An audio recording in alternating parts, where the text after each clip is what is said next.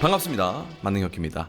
자, 오늘은 카카오톡 업데이트 사태에 대한 이야기를 나눠보고자 합니다. 오늘 영상은 좀 특별하게 좀 자유롭게 팟캐스트 형식으로 자막 없이 그냥 틀어놓고 부담 없이 들으면서 다른 일을 해도 되고 운전하면서 듣기 좋은 그런 영상으로 좀 만들어봤습니다. 자, 일단은 카카오톡 업데이트 사태가 뭐냐, 바로 어제 업데이트를 했는데 반응이 정말 좋지 않았습니다. 그래서 제가 1분짜리 숏폼을 만들었는데 거기에 정말 많은 댓글들이 달렸고 부정적인 댓글들이 많이 담겼습니다. 그래서 오늘 영상을 만든 이유는 어떻게 보면 작은 영향력이지만 저의 이 영상과 여러분들의 댓글을 취합해서 좀 이야기를 나눠보면 카카오톡 관계자한테 닿아서 이게 조금이나마 개선되거나 업데이트가 될 수 있지 않을까 하는 생각에서 이렇게 좀 단점, 장점 이런 것들을 이야기를 나눠보고자 합니다. 이제 어제 업데이트가 되면서 가장 큰 문제점이 발생했습니다. 바로 이 카카오톡 메신저 앱에 숏폼을 넣어버린 겁니다. 그래서 사람들이 반발이 심해요.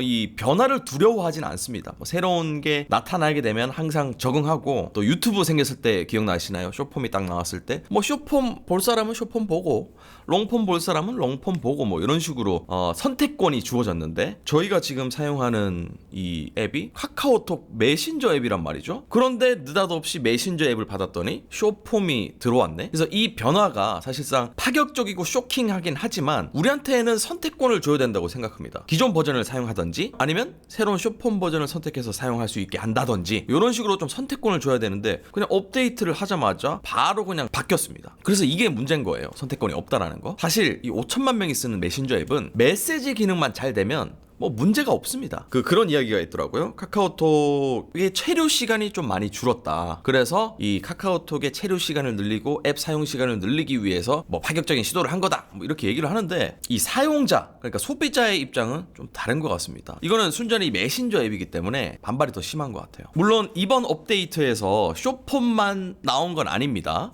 장점들도 몇 가지 있습니다. 첫 번째 장점은 메시지를 보내고 나서 수정을 할 수 있습니다. 근데 24시간 내에 수정을 할 수 있어요. 내가 보낸 입장에서 수정을 하면 수정됨이라고 뜨거든요. 근데 상대방한테 간 메시지는 수정된 메시지라고 뜨지 않더라고요. 이게 악용이 될 수도 있겠다라는 생각이 좀 들었었는데, 제가 댓글 남겨주신 거 한번 캡처를 했거든요. 뭐라고 했냐면, 정말 이런 일이 발생할 수도 있다라는 건데, 정말 이거는 극단적인 겁니다. 여성과 데이트를 하고 나서 오빠 나랑 어제 어쩌고 저쩌고 어땠어? 했는데 이제 남성분이 너무 좋았어 그러면서 좀 수위 높은 발언들을 했다고 칩시다. 그런데 갑자기 이 여성분이 메시지를 바꾸면서 저한테 왜 그러셨어요? 예? 이제 그만해주세요.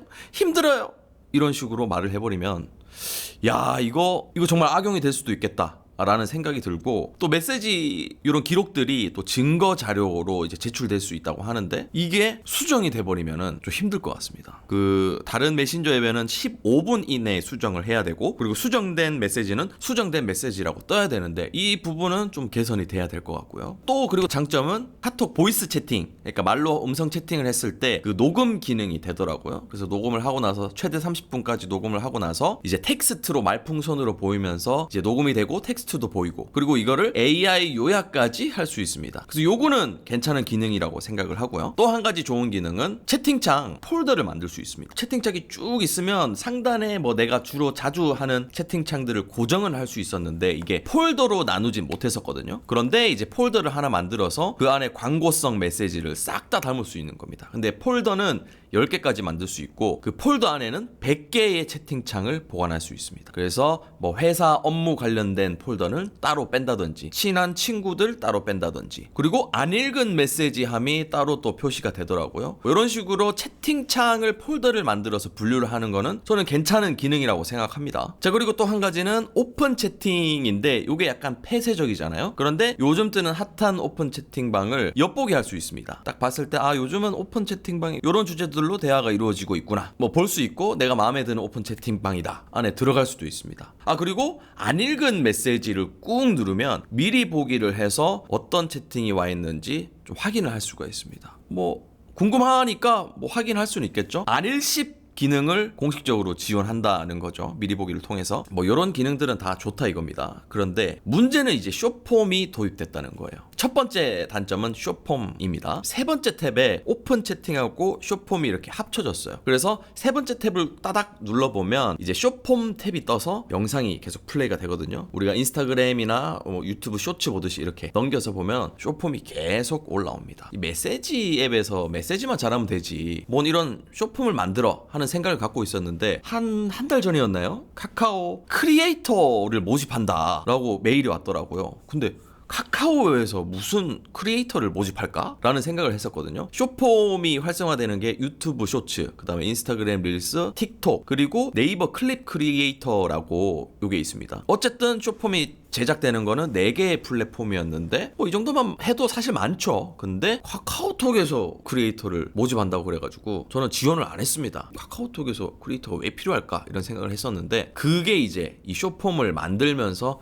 크리에이터들이 필요했던 거죠. 큰 변화를 두려워하시는 분도 있고 두려워하지 않는 분들도 있습니다. 남녀노소가 모두 사용하는 그런 앱이잖아요. 무려 5천만 명이 사용하는 앱인데 이제 저희 어머니한테 바로 전화 올 것 같습니다. 업데이트 딱 되면 여보세요, 이거 706호 언니한테 이거 메시지를 보내야 되는데 이게 좀 이상해졌네. 이게 카카오톡이 와 이러노 아들아, 이거 어떻게 하면 다시 돌릴 수 있노? 좀 고치도고. 우리 어른들, 부모님 세대들은 변화를 좀 두려워하면서도 익숙하지 않기 때문에 좀 사용하기 힘들 수 있습니다. 당장 매장의 가게 음식점에 키오스크만 해도 그거를 잘 이용 못 하시는 분들이 꽤 많단 말이죠. 그래서 나이 좀 있으신 분들도 카카오톡을 잘 쓰시고 계시는데 이거를 이런 식으로 갑자기 확 바꿔버리면은 좀 혼란이 오고 적응하는데 힘이 많이 들 것 같아요. 그리고 그 적응이 안 되는 게 첫 번째 그 친구 목록 페이지가 원래 이렇게 길쭉하게 떴었는데 그게 딱 누르자마자 가장 최근에 업데이트한 프로필 사진이 커다랗게 뜨거든요. 그래서 이거 굉장히 부담스럽습니다. 내 친한 친구면 상관이 없을 것 같은데 뭐 예를 들어서 회사 사람이나 나랑 별로 친분이 없는 사람인데 카카오톡 친구가 돼 있어. 근데 막 엄청 크게 이렇게 뜨는 거죠. 내가 보기에도 부담스럽고 내가 카카오톡 프사를 바꿔도 상대방한테 크게 보이니까 부담스러운 거죠. 물론 제가 올리는 거는 이 채팅창 내 프로필 설정에 들어가면 내 프로필 업데이트한 거 상대방에게 뭐 안 보이게 하기, 나만 보게 하기, 그리고 친구 몇 명만 보여주게 하기 뭐 이렇게 설정할 수 있는데 아니 뭐 그렇게까지 설정을 해야 될까요? 뭐 프로필 사진 그렇게 자주 바꾸는 것도 아니고 저 같은 경우는 프로필 사진 한번 바꾸면 뭐 한 최소 1년이고 2년 3년 넘게 쓰는 경우도 있습니다. 그래서 프로필 사진을 저 같은 경우는 자주 안 바꾸기 때문에 크게 신경 쓰지 않거든요. 또 한 가지 이제 댓글이 남겨진 게 뭐냐면 우리 아이들을 어떻게 이걸 보고 머리를 딱 맞은 듯한 그런 느낌이 들었습니다. 뭐냐면 아기들을 키울 때 미디어에 최대한 늦게 노출을 시켜야 된다. 그래서 저도 이제 3살 아기를 키우고 있는데 미디어를 최대한 늦게 보여주면 좋을 것 같다라는 생각이 들었습니다. 뭐 물론 뭐 좋은 컨텐츠도 있겠지만 무분별하게 쇼츠라든지 자극적인 영상에 노출되다 보면은 이게 우리 성인들도 도파민 막 뇌가 막 녹아내리잖아요. 숏폼 자체가 이 마약과 같은 중독 증상을 또 보여준다고 하니까 얼마나 무섭습니까? 어른들도 이제 디지털 디톡스, 휴대폰 많이 안 만지기 이런 활동을 하고 있는데 우리 어린이들, 아기들이 최대한 미디어에 노출되지 않았으면 하는 마음에서 유튜브라든지 이런 것들을 좀 제한을 하고 교육적인 컨텐츠만 보여주기 위해서 노력하시는 부모님들이 굉장히 많습니다. 저도 그거에 대해서 고민을 하고 있고요. 남녀노소 다 쓰는 메신저지 않습니까? 초등학생, 중학생, 고등학생 다 카카오톡을 쓰겠죠. 학교 가거나 학원 가거나 카카오 메신저를 쓸 수밖에 없습니다. 근데 우리 아이들이 유튜브랑 뭐 인스타그램, 틱톡 이런 거는 안 봐. 그런데 메시지를 부모님과 주고받는데 숏폼이 떠. 요즘 뜨는 쇼츠 이렇게 해가지고 떠버리면은 들어가서 본단 말이죠. 한 개 보면 또 다음 거 보고 계속 넘겨서 보는 거예요. 그러면 도파민 이거 어떡할 거야? 그러니까 이걸 생각했었어야 돼요. 우리 아이들도 사용할 수 있는 메신저 앱이기 때문에 차일드락, 어린이 보호하는 기능 이런 것까지 염두를 해두고 업데이트를 했어야 되지 않나 그런 생각이 들고요. 카카오톡이 그 어린이들도 가입이 됩니까? 14세 이상이면 누구나 휴대폰 번호로 가입할 수 있습니다. 이거 봐, 14세면은 중학생이죠. 초등학생이 13세니까 중학생 때부터 이거 뭐 다 할 수 있다는 거예요. 자, 제가 찾아보니까 14세 미만도 이 보호자 동의가 있으면 다 가입이 가능하더라고요. 뭐 물론 뭐 숏폼, 틱톡, 릴스 이런 거 뭐 다 보는 어린이들도 있겠지만 뭐 유튜브 존재 자체를 모르는 애기들도 있단 말이에요. 이게 성인들도 절제하기 힘든데 우리 아이들이 이게 절제하기 쉽겠습니까? 이게 쉽지 않거든요. 그래서 요거를 좀 제한할 수 있는 기능도 같이 만들었었어야 된다. 성인 인증을 하고 나서 이제 숏폼을 볼 수 있게 한다든지 차일드락을 한다든지 이런 것까지 생각을 했어야 된다는 겁니다. 아, 죄송합니다. 제가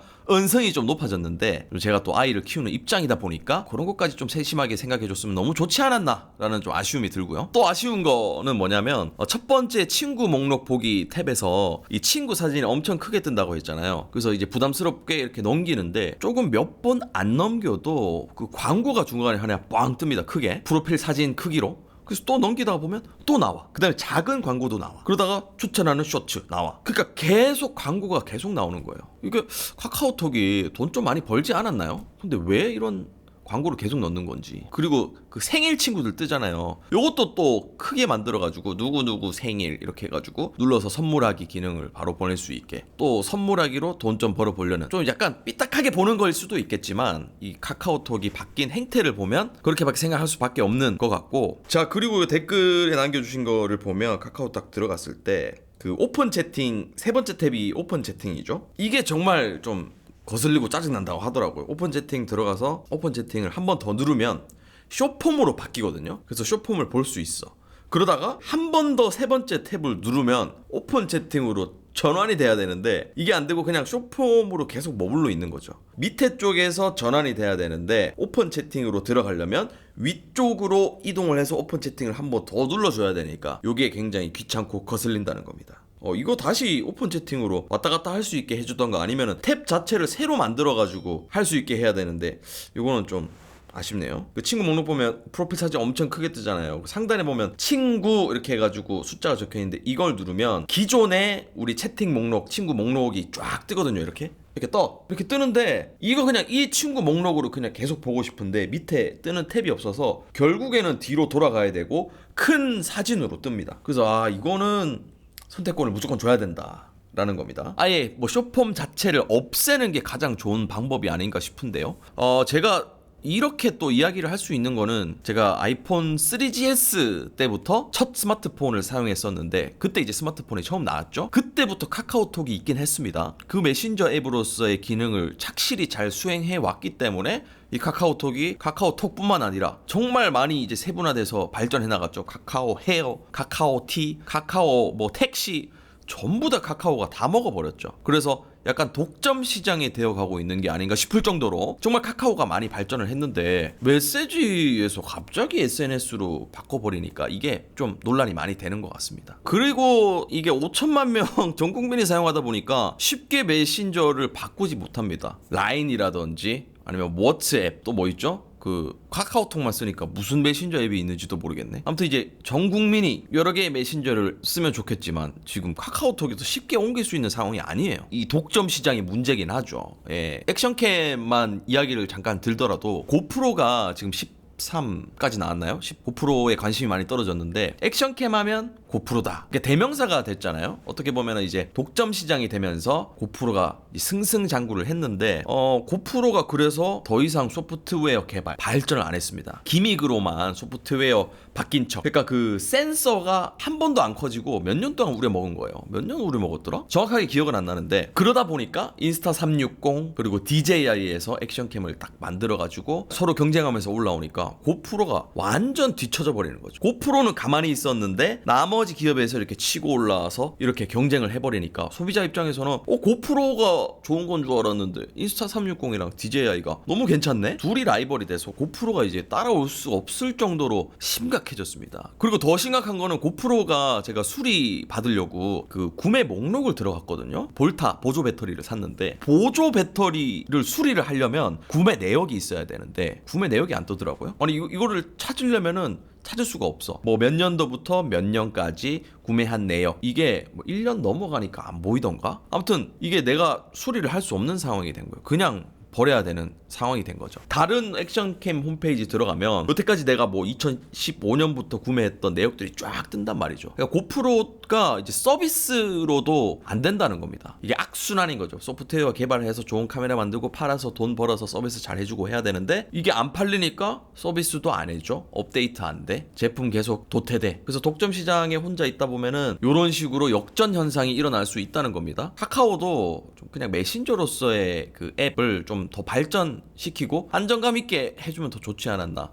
지금 말한 숏폼 도입 말고 지금 나머지 장점들 있잖아요. 그것들 하고, 그리고 이번에 뭐 챗GPT 도입된다며. 그거 해서 채팅방에서 GPT로 뭐 채팅방 물어보듯이 그건 좋다 이거예요. 오히려 숏폼 이런 거 투자할 바에는 요새 또 보안이 굉장히 중요시되잖아요. 더 안전한 보안, 뭐 서버 구축, 이게 서버가 터졌을 때라든지, 저번에 뭐 서버 터져가지고 카톡 막 몇 시간 동안 안 되고 그랬었잖아요. 서버를 제대로 구축한다든지 그런데 투자를 해야 되지, 뭐 자꾸 이게 뭐 수익 쪽으로 쇼핑을 만들어가지고 또 광고를 보게 해서 카카오 앱에 체류하는 시간을 길게 늘리게 한다고 해서 이게 긍정적인 효과를 주는 게 아니거든요. 이게 옹기수만 있다면 메신저 앱을 바꾸고 싶은데 이게 쉽게 또 바꿀 수가 없으니까, 이렇게나마 여러분들의 댓글 의견하고 제 의견하고 모아가지고 조금 업데이트에 반영이 되면 너무 좋지 않을까 하는 마음에서 좀 이야기를 한번 나눠봤습니다. 카카오톡 개선해야 되는 점, 기존 버전하고 새롭게 바뀔 버전하고 선택할 수 있게 해줘라. 그러니까 무작정 바꿔가지고 그렇게